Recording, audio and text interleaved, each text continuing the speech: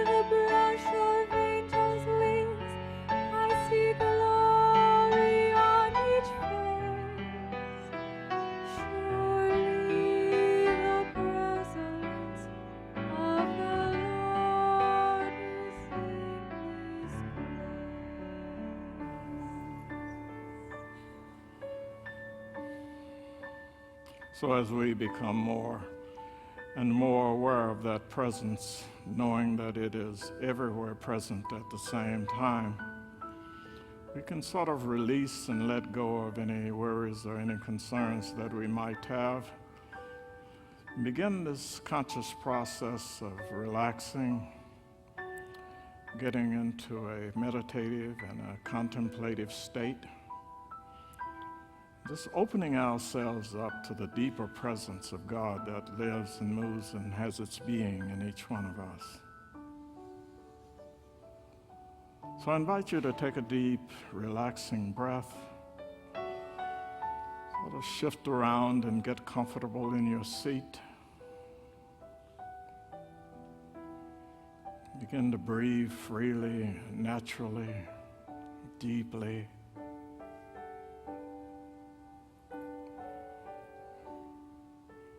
And finally, begin the conscious process of slowing your mind down, just temporarily setting aside all of the busyness of your day and all of the activities of the week. Just give yourself permission to be fully present to this current moment.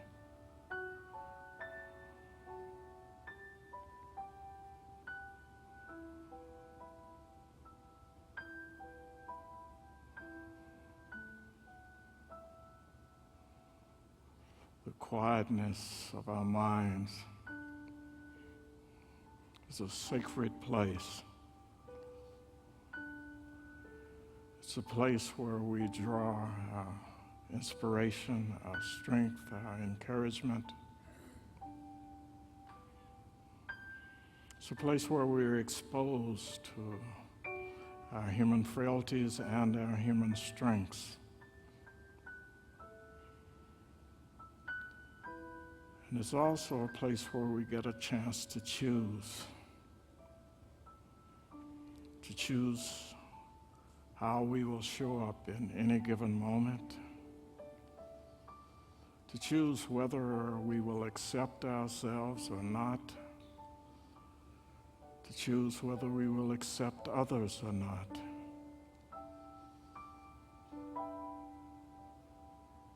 It's a place where we get to choose.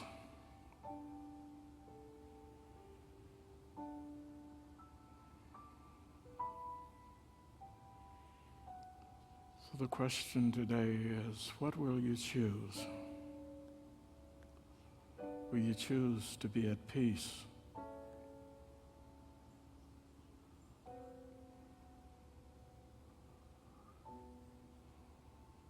Will you choose to be strong, to be loving, to be filled with faith? Will you choose to seek to understand?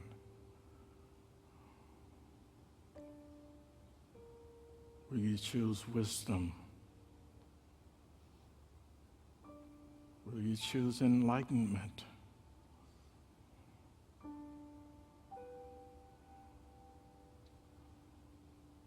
Will you choose abundance?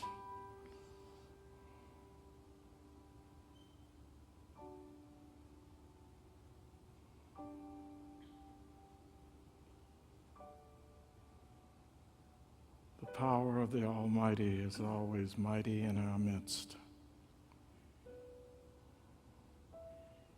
And so as we enter into this time of quietness,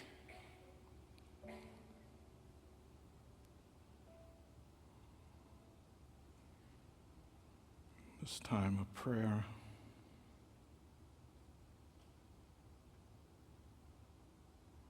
this time of meditation,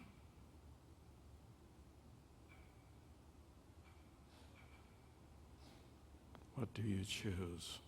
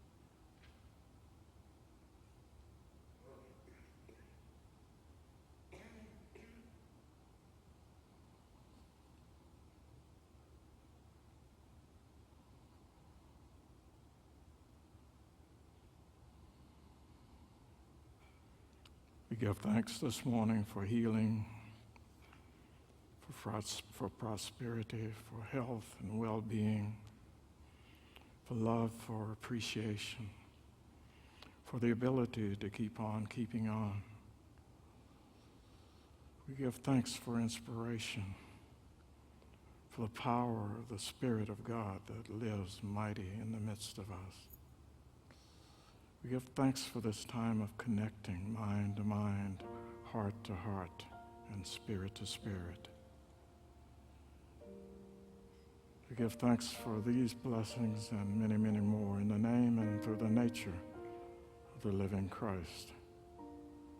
And so it is. And amen.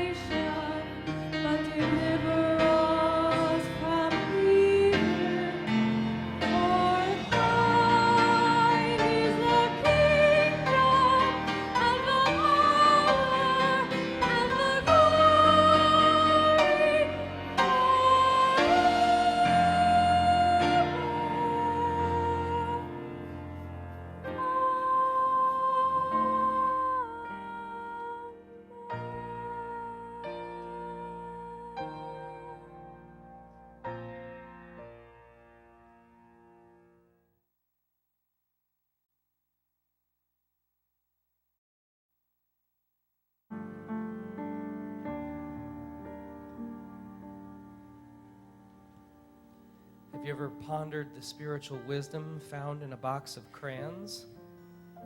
No? Or just imagine the similarities between us and them.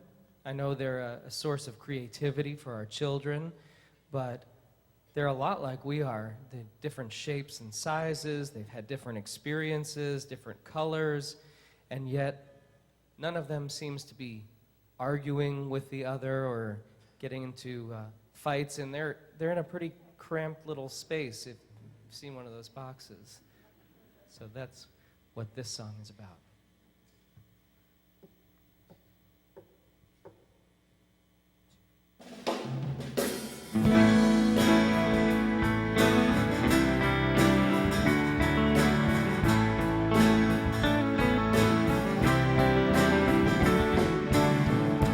Green, yellow, gold, and indigo, don't you know, are as different as you and me. Black, salmon, red, and jungle green, a crazy scene. They live together, so why can't we? We are crayons living in the same box, joining hands. We live and work as one. We can dance and fill the world with colors, or we can clash and melt out in the sun.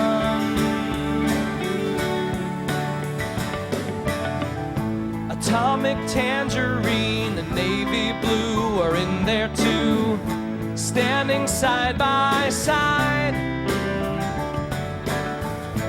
Pink flamingo and purple heart, we've got to start before we lose our light. We are crayons living in the same box, joining hands. We live and work as one. We can dance and fill the world with colors, or we can clash and melt out in the sun.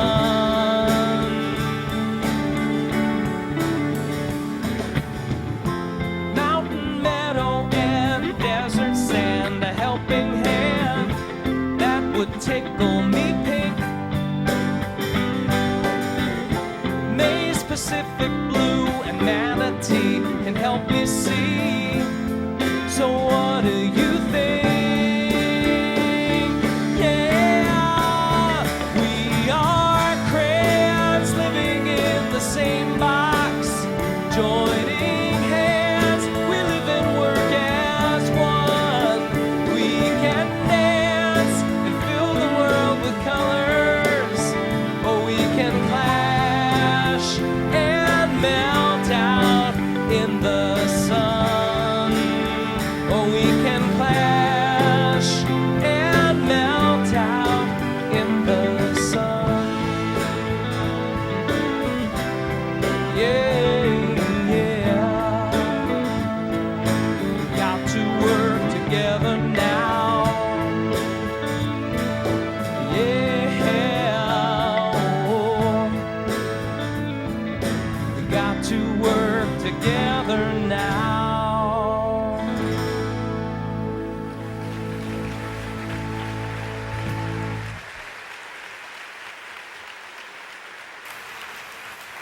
Morning again, everybody. And welcome to everybody who watches us and tunes in online. Hey, so have you ever felt that your soul is yearning for something greater, that something in you feels and knows that there's something more for you? Anybody? And how many people have ever felt that your soul is calling you to something deeper, calling you to open up to something that's richer, that's more fuller, that is more meaningful, but you just haven't figured out how to go deeper and how to open up to it? Anybody appreciate that? Sometimes we just don't know how to go there. We get that yearning, and we aren't quite sure how to get there. You know, these three guys, they were out fishing one day, having a relaxing day, and then suddenly out of the blue, they ended up catching this mermaid. And it's a true story. And the mermaid, and the mermaid says, please, if you'll let me go, I'll grant you each a wish. Well, first guy's a little skeptical. He says, yeah, well, why don't you, I would really like to double my IQ. And she said, done. And instantly he started reciting Shakespeare flawlessly and analyzing it, with incredible insight. And the second guy said, well, I would like to triple my IQ. And she says, done. And he started spouting off all kinds of mathematical solutions, solutions that scientists and chemists and physicists have not been able to figure out. He's just spouting off all the answers. And then the third guy said, well, I want to quintuple my IQ. And the mermaid said, whoa, that's, I usually don't tell people what to do with their wishes, but, that's kind of big. If you quintuple your IQ, it'll just transform your life. It'll change how you see the entire universe. Are you sure you wouldn't rather have $1 million? And the guy said, no, I want you to make my IQ 5 times what it is. And she shrugs her head and she said, done, and poof, he turns into a woman. So, yeah. All right, I'm seeing too many men clapping. That's just not right. That's just not right. There's a point at which that everyone in our lives, that every one of us comes to the realization that life cannot and will not get better if we just stay the same. If we just keep doing the same thing. So what we're going to do this morning is I want to look at a process of how we can open up ourselves to go deeper. How we can allow ourselves to be changed and transformed. And so what we're going to use is a scripture from the book of Matthew. It's in chapter 8. And it is when Jesus is calling his disciples for the first time. There is a powerful, powerful message there for each and every one of us. Let me read it, and then we can recap the message. And it says, as Jesus walked by the Sea of Galilee, he saw 2 brothers, Simon, who is called Peter, and Andrew, his brother, casting a net into the sea, for they were fishermen. And he said to them, follow me, and I will make you fishers of men. Immediately they left their nets and followed him. As he went from there, he saw 2 other brothers, James, the son of Zebedee, and his brother John, in a boat with their father Zebedee, mending their nets.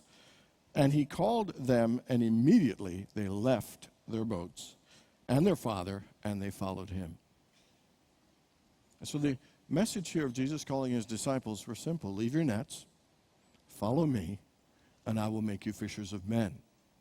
Leave your nets, follow me, and I will make you fishers of men.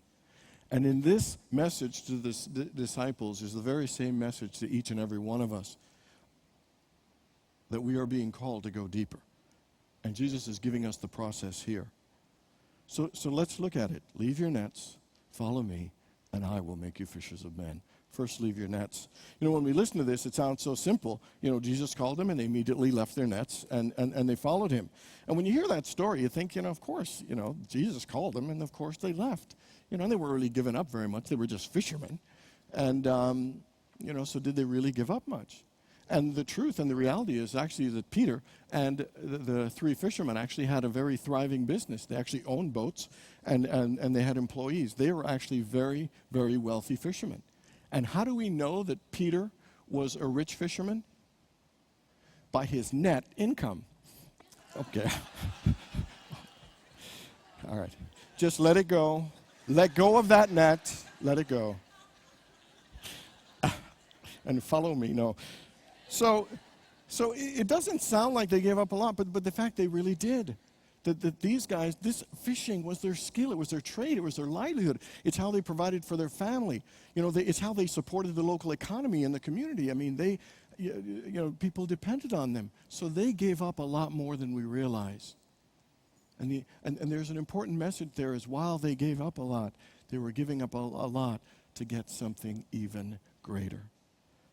Joel Goldsmith in his book, Leave Your Net, says that like the first disciples, every one of us are called to leave our nets and to follow the Christ. To leave our nets and to follow our spiritual calling, to follow our spiritual journey. And when you think about it, nets, by their very nature, aren't easy to leave or get out of. Nets are there for catching, for trapping. To ensnare. And so nets aren't easy things for us to get out. And the nets that we're talking about leaving aren't about leaving our families or leaving our jobs, but the nets here that is being talked about here metaphysically represent the things that we hold on to, that we're trapped in, that limit and restrict and stop us from having our spiritual progress. That limit and restrict and stop us, from feeling a deeper experience of God, a deeper experience of peace, and opening our lives to the greater things. Let me give you an example in the Bible. A net would be the wealth. Remember the wealth that rich young man had, and he asked Jesus, how can I enter the kingdom of heaven? And he said, I've already obeyed all the commandments. And Jesus said to him, well, go and sell all you've got and give it to the poor and come and follow me. And it said the man was disappointed and filled with sorrow and walked away because he had great possessions. And the message there is it wasn't about the money, but it was how attached and how obsessed he was with his money and his possessions that stopped him from opening himself to following the Christ, to following a deeper spiritual path. I ask you, what net are you allowing to stop you and limit you and trap you and distract you from opening your heart to God in a deeper way? And when you think of these nets, they can be physical, they can be mental, they can be emotional. A net could be that being obsessed and thinking about our work all the time. A net could be even being consumed by our hobbies or our pleasures.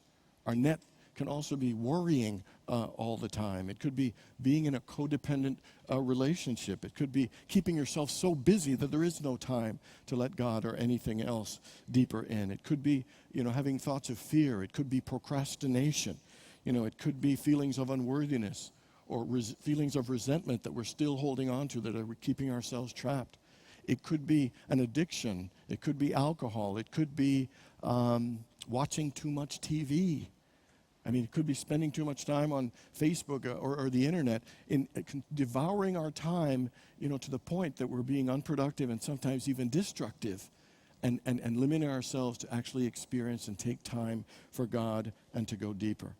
One of the things I absolutely believe, the very first place to start, if your life isn't working and you're feeling stuck and you're frustrated, is to ask ourselves the question, what do I need to let go? What am I holding on to that is keeping me trapped and stuck and stopping me from moving forward and stopping me from feeling peace? Michael Beckwith once said that 100% of spiritual growth is about letting go. And I will tell you, letting go is probably one of the most difficult things for human beings. Letting go of the past, letting go of our fears, letting go of our limiting beliefs. Letting go is one of the most difficult spiritual practice, and yet it is one of the most freeing, one of the most liberating, and one of the most transforming. Let me give you some other examples of how letting go is a powerful key in transforming and moving our lives forward spiritually. In the book of Matthew, there are two back-to-back parables. You've heard them all before. Parable of the hidden treasure and the parable of the pearl of great price. I'll just read them to you. It says, the kingdom of heaven is like a treasure hidden in a field. And when a man found it, he hid it again, and in his joy went and sold all that he had and bought that field. Again, the kingdom of heaven is like a merchant looking for fine pearls. When he found one of great value, he went away and sold everything and bought it. And do you hear that? There's a principle of transformation there, is that he had to sell and let go of the lesser to acquire and take possession of the greater. That if we want our lives to get better, you must let go of the lesser and take hold of the greater. So again, I ask you, what are you holding on to that you need to let go to open up a space for God? Think about this for a second. I want you to make a list this week of all the nets that you might be ensnaring yourself in that are stopping you from moving forward. Think about this for a second. What activity do you think you're engaging in right now that you need to let go to feel a greater experience of God? What fear are you holding on to that it's time to let go so you can move forward and feel a greater experience of God? What feeling of resentment or pain or bitterness or anger or blame that you're holding on to, that it's time for you to let go. See, one of the things here you realize in life is that life is about choices. Sometimes we think we're so trapped in our nets we have no choice. We always have a choice. We have the choice to let go, to leave those nets, and to follow the Christ, to let go of the lesser and hold on to the greater. No matter what we're in, every moment we always have a choice. You know, Scripture says, choose this day whom you will serve. And we can choose to let go. It's one of the most powerful choices we can ever make. And one of the things I love about the choice, we always have the power to choose. I love the word CHOICE, choice. And my favorite thing about the word choice is the 3 letters in the middle are OIC. Oh, I see that I've been holding on and limiting my success, by ensnaring myself in that net. Oh, I see if I let it go that I can move forward to a deeper experience of God. Oh, I see. And the greatest choice that we can make is to leave our nets, to be aware of the things that are ensnaring us and stopping us from moving forward in our spiritual path, and to choose to let them go, to choose to leave your nets. The next thing in that process of transformation is follow me. You know, Jesus, interestingly, never said worship me. He said follow me. Jesus wanted us to follow his example, to follow the way he lived, to follow the way he knew and experienced and expressed the living Spirit of God. And the things about Jesus he wanted to follow, number one, Jesus knew that the kingdom of God was within him. He knew that the kingdom of peace, the kingdom of love, the unlimited possibilities, the wisdoms, that everything, that the all-providing Spirit of God was right within him. Nearer than his hands and feet, nearer than his breath, it was within him. And Jesus, with that knowledge, clearly and consistently cultivated and nurtured and unified himself with that Spirit, with that oneness, with that connection. And Jesus is calling us to follow him in those 2 areas. That, do you know the Spirit of God is in you? Do you know that in you there is all the power, there is the presence, there is the possibilities, there is all the love and the inspiration, that it's already in you? And are you willing to take time to cultivate and nurture it and unify yourself with it in the very same way that Jesus did? Jesus was a practical person. He didn't just talk about principles. He demonstrated love. He demonstrated forgiveness. He demonstrated, even exercising and walking and healthy stuff. He really demonstrated a very, very amazing life. And the 2 things I would encourage us to follow Jesus in is, number one, he prayed often. So Jesus turned away from the regular world of the appearances and turned within consistently to center himself in peace, to center himself in love, to center himself in the joy and the wisdom of God. And the more we stay centered, the more we open ourselves to be a greater channel. And the second thing Jesus did is he practiced solitude. He went away quietly to experience the stillness, because there is something powerful about the stillness and the quiet. Let me give an example. Thich Nhat Hanh was babysitting his nieces and nephews, and before he went into meditation, he grounded and made some fresh apple juice for them, and he put it on a couple glasses on the counter. And it was all cloudy, because you ever see fresh apple juice that's got that sediment in it? And the kids said, "No, I don't want to drink that. That's gross. That's yucky." And he said, "Well, that's all you get to drink." So they ran outside to play, and he went inside for prayer, and he sit to sit and meditate. And he came back after his meditation, and the kids said, "Oh, look, Uncle Thick, you made us new juice. Look how clear it is." And he said, "No, it's the same juice. But it had time to be still, and everything settled, and now the glass looks clear." And he was trying to point out that solitude and silence does that same thing for us, that it makes things clear. It let things settle, and it is in the solitude and silence, because of it, that the inspiration of God can come through, that the wisdom of God, that the guidance of God, that all that you're seeking, as you clarify through solitude and quiet, it will open you to allow the answers that you want to come forth from you. They're already in you, but you have to create a space, to allow it to come forth with ease and grace. Any football fans in the house? So have you been paying attention to Peyton Manning? Is he not having a fabulous year? First game, he scores 7 touchdowns. He's a quarterback for the Denver Broncos, if you don't know. And he has already set a record for the most touchdowns in 5 games. I mean, he's really doing incredibly. And one thing I love about him is that this guy studies. He studies and he reads defenses. He adjusts. I mean, he works. In between plays, he's looking at pictures. This guy has got an amazing work ethic. And most of us look at his success, think, whoa, I would love to have that level of success. But most of us don't look at him and think, man, I'd like to work as hard as he does. But the truth is, it is the work behind the scenes that makes all that glory stuff possible. And if every one of us wants our lives to move forward and to go deeper into a greater awareness, we need to do that similar version of work that he does in football in our spiritual life. Jesus read, he studied. He'd filled his mind with positive message. He filled himself with positive people. You know, to follow Jesus is to go deeper and immerse your life in spirit. You know, to have spiritual people around you, to pray with others as well as solitude and prayer. And the more you do that work, the greater your results will be.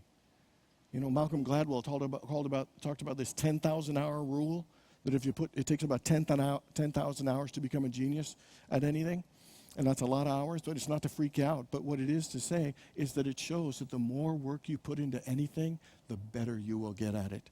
And the thing that he said about it, it's not just the work and the hours, but it's the intention while you work.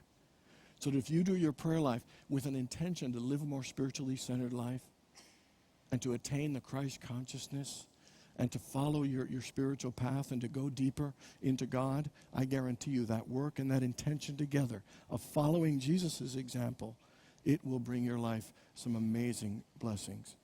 Let me give you my favorite thing that Jesus said that I think Follow Me is all about. He said in the book of John chapter 14, verse 12, he says, "He who believes in me shall do the works that I do, and even greater things than these." And what I believe he meant is that he who believes in the Spirit of God in them, the way I've believed in the Spirit of God in me, shall do the things that I've done and even greater. He who has nurtured and cultivated that the Spirit of God within, that they shall do the things that I've done and even greater. That they who have sat and spent time in the solitude and connected and allow themselves to feel the oneness of God will do the things that I have done and even greater. So the second question I want to ask you is, are you willing to follow the Christ? Are you willing to go deeper in your prayer life, in your solitude, to cultivate and to experience and to fully expand that Spirit of God in you? Leave your nets. Follow him. And the third one is, I will make you fishers of men. One of the things, again, those fishermen had very good lives. But in letting go of their old lives and following the Christ, it elevated their level of influence. It elevated them in so many ways. Joel Goldsmith, and again in his book, Leave Your Net, says that the more you unify yourself with Spirit, the more you follow the Christ and follow your spiritual path, you will become a bigger center and a force that will radiate the grace of God through your relationships, through your community, and through our world. You know, sometimes we think we are just here to let our own light shine, but we are here to let our light shine to be a blessing to other people in our world. You know, remember in the don't hide your light under a bushel basket, but put it on a lamp stand, some kind of stand. Can't stand when that happens. But anyway, so it says don't hide it, but put it on the lampstand. Anybody remember the line right after it says put it up on the lampstand? It's this. And it gives light to everyone in the house. So when it says let your light shine, it's to let it shine so that it gives light to everyone in the house. Do you know the more you cultivate the Christ, you will radiate a light that even if it's your smile, even if it's an encouraging word, even if it's a song that you're playing, even if it's the work that you're doing, there will be an energy that will radiate from you, that will liberate and uplift and transform the lives around you. You are the light of the world. Let your light shine, and it will give light to everyone in the house. I want you to tell the person to your left and right, let your light shine. Your light makes a difference. Everybody say that to somebody. Let your light shine, because your light makes a difference.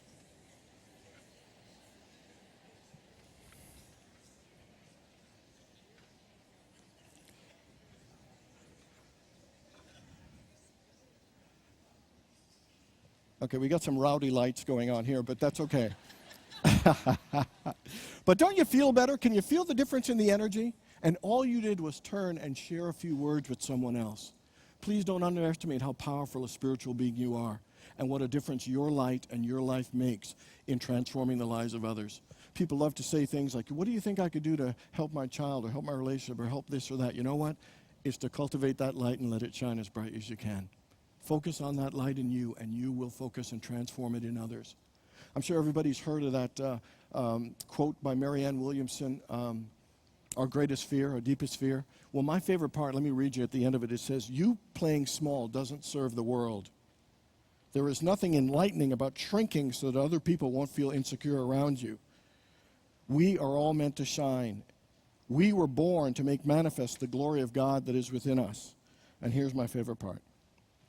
And as you let your light shine, as we let our light shine, we unconsciously give other people permission to do the same. As we liberate ourselves from our own fear, our presence automatically liberates others. I will make you fishers of men.